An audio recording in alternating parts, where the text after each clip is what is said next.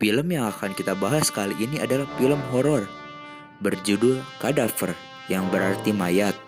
Film ini berasal dari Norwegia yang mengisahkan tentang kota yang sudah tercemar oleh radiasi nuklir yang membuat semua orang sulit untuk melanjutkan hidup.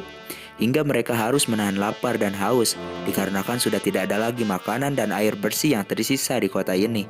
Lalu bagaimana mereka bisa hidup? Di awal film kita diperlihatkan kepala domba yang sudah terpenggal lalu disajikan di atas piring. Lalu scene pun berganti, di mana banyak anak kecil berlarian menuju ke sebuah tempat, di mana banyak sekali baju-baju di sini. Kita mulai bingung, tempat apakah ini? Dan cerita pun dimulai. Kita langsung diperlihatkan kota yang begitu sepi, sunyi, penuh dengan radiasi, dan hampir tidak ada cahaya matahari yang bisa menembus kota ini. Dan kita diperlihatkan ada keluarga yang sedang berjalan ke rumahnya. Dan inilah Leo, berperan sebagai seorang ibu yang dulunya berperan sebagai seniman teater, dan seorang ayah bernama Jacob dan anaknya Alice. Saat Alice menaiki tangga dan akan membuka pintu, tetapi tiba-tiba berhenti ketika mendengar suara dari pintu sebelah. Perlahan Alice menghampiri pintu itu. Lalu sebelum membuka pintu, Alice menemukan boneka kecil kemudian memungutnya. Saat Leo membukakan pintu itu, betapa mereka kagetnya melihat seorang yang mengakhiri hidup dengan gantung diri. Scene pun memperlihatkan betapa hancurnya kota tersebut. Menjadi tidak ada lagi harapan bagi warga di sana. Dan pilihannya ada dua, mati kelaparan atau mati karena bunuh diri. Hingga di suatu hari ada orang yang berteriak-teriak menyerukan kepada warga kota tersebut agar bangkit dan menghilangkan rasa putus asa mereka dengan menonton pertunjukan teater dan makan gratis. Lalu Leo terpancing dan memutuskan membeli 3 tiket untuk pergi ke sana. Namun Jacob tidak yakin dalam kondisi seperti ini ada orang yang rela membagikan makanan secara gratis. Bagi Jacob ini tidak masuk akal. Tapi Leo meyakinkan Jacob bahwa semua akan baik-baik saja. Dan kita diperlihatkan semua orang berbondong-bondong pergi ke sana dengan baju rapi layaknya mereka hidup dalam situasi normal. Tibalah mereka di gerbang masuk pertama untuk penyerahan tiket. Tetapi penjaga tidak mengizinkan anak-anak untuk masuk ke dalam hotel. Tetapi tidak lama datanglah seorang laki-laki. Dia adalah Mapias, pemilik hotel sekaligus dalang dari semua ini. Dan akhirnya Alice diperbolehkan masuk ke dalam. Lalu scene pun berganti. Kita diperlihatkan hotel yang begitu mewah, membuat semua orang terpukau dan pelayan berdatangan membawakan makanan dan menghidangkannya di hadapan semua orang. Termasuk Leo, Jacob, dan Alice. Nampak sangat terharu bisa memakan makanan lezat kembali. Setelah kenyang, lalu mereka berkenalan dengan keluarga lain yang duduk bersama, yang bernama Lars, Catherine, dan anaknya Susan. Tidak lama datanglah Mapias di atas panggung. Seketika orang-orang diam menyimak yang akan disampaikan Mapias. Dan Mapias berkata bahwa teater tersebut tidak dilakukan di atas panggung, melainkan seluruh area hotel yang akan menjadi pentas panggungnya. Lalu Mapias menyampaikan bahwa semua yang terjadi hanyalah sandiwara saja. Lalu pelayan pun berdatangan sambil membawa topeng berwarna emas yang akan menjadi peraturan, yang akan membedakan antara aktor dan penonton dan dilarang untuk melepaskan topeng selama pentas berlangsung. Dan pertunjukan pun dimulai. Awal pertunjukan datanglah seorang wanita bernama Rachel, tiba-tiba menghampiri seorang pria. Mereka berdua terlibat pertengkaran hingga pergi meninggalkan tempat tersebut. Lalu semua penonton bergegas memakai topeng mereka masing-masing untuk melihat lebih lanjut pertunjukannya. Para penonton langsung mengikuti aktor yang mereka ingin lihat, dan Leo, Jacob, dan Alice mengikuti kemana Rachel pergi. Di setiap kamar hotel mereka bisa menyaksikan para aktor memerankan perannya. Dan tanpa disengaja mereka melihat aktor yang sedang mantap. Keluarga Leo terus mengikuti Rachel kemanapun Rachel pergi, hingga Rachel memasuki ruangan Mapias. Dan Alice terbawa suasana menanyakan kepada Leo kenapa Rachel menangis. Dan Leo mengajak Alice untuk terus mengikutinya agar mengetahui kelanjutan ceritanya.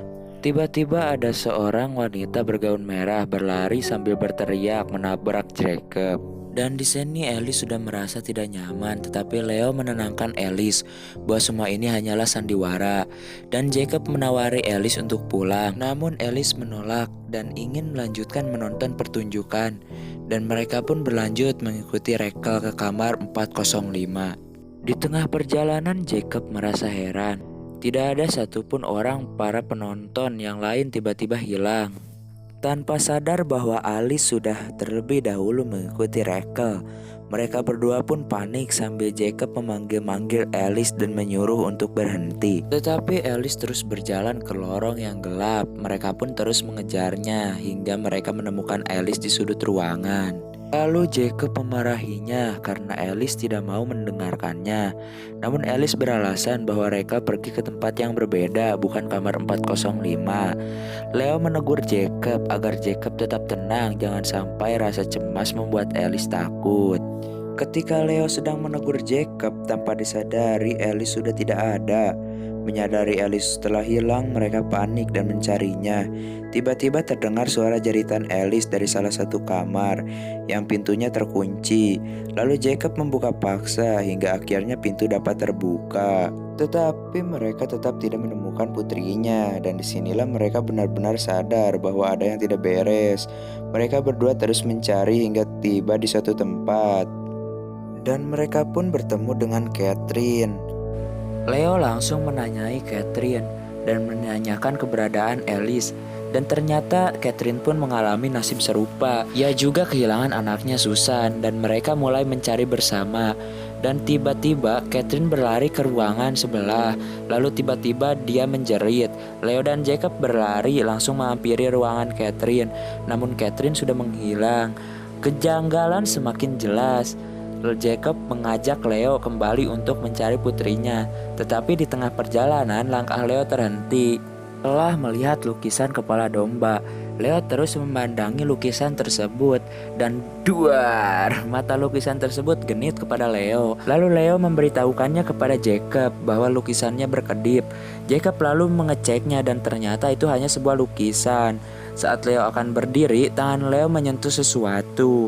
Dan itu adalah anting milik Catherine. Dan mereka pun melanjutkan mencari Alice hingga mereka terhenti di suatu ruangan di mana di dalam sana ada aktor bernama Hans dan menanyakan keberadaan Alice. Hans bersikap aneh lalu menodongkan sebuah pisau dan menggorokkannya ke lehernya sendiri. Mereka pun panik. Tiba-tiba Rachel melewati mereka berdua dan Rachel menyuruh Hans agar berhenti berakting, agar segera ke ruangan dansa, dan mereka pun bergegas mengikuti Rachel. Di tengah perjalanan mereka menemukan boneka Alice tergeletak di depan pintu kamar hotel. Lalu mereka mengambilnya dan betapa terkejutnya boneka tersebut terdapat noda darah. Dan masuklah mereka ke dalam kamar tersebut dan mereka dikejutkan dengan gunungan baju dan sepatu manusia. Saat Leo sedang melihat-lihat, muncullah orang yang mereka temui ketika mereka awal masuk ke dalam hotel. Ia adalah Lars, dan ternyata Lars juga sedang mencari anak dan istrinya, yaitu Susan dan Catherine. Dan Lars tiba-tiba bersujud agar Leo dan Jacob membantu menemukan istrinya. Dan tak sengaja Lars menemukan kantong berisi darah dan memberikannya kepada Jacob. Lalu Jacob memeriksanya dan menoel darah yang ada di boneka Alice dan menjilat darah yang ada di bonekanya. Dan ternyata itu bukanlah darah, namun darah palsu yang terbuat dari gula. Membuat Leo dan Jacob kembali percaya bahwa semua ini hanyalah sandiwara. Tetapi mereka bingung kenapa Catherine, Alice, dan Susan menghilang. Petunjuk yang diyakini Jacob yaitu saat Rachel menyuruh temannya datang ke tempat dansa. Lalu mereka bertiga langsung bergegas ke sana untuk mengintip. Lalu mereka melihat banyak orang berbaju hitam yang sedang berkumpul yang dipimpin oleh Mapias. Di sana Mapias terus berseru agar menjadi keluarga utuh dan harus mendapatkan mereka semua. Melihat itu Leo kembali ragu apakah ini sandiwara atau nyata, tapi Lars meyakinkan Leo bahwa ini hanyalah sandiwara. Lalu Lars menyuruh Leo agar mengikuti orang yang berbaju putih. Tanpa curiga, Leo menuruti perkataan Lars, lalu mengikutinya. Sampai di suatu tempat, mereka melihat benda yang dibakar. oleh orang yang memakai baju putih tadi. Lalu mereka berusaha mengeluarkan benda yang terbakar tersebut dan ternyata itu hanyalah setumpuk baju. Jacob bingung apakah sebenarnya yang terjadi dan Jacob pun emosi kepada Leo dan menyalahkan ini semua gara-gara Leo. Tiba-tiba seorang laki-laki mencekik Jacob.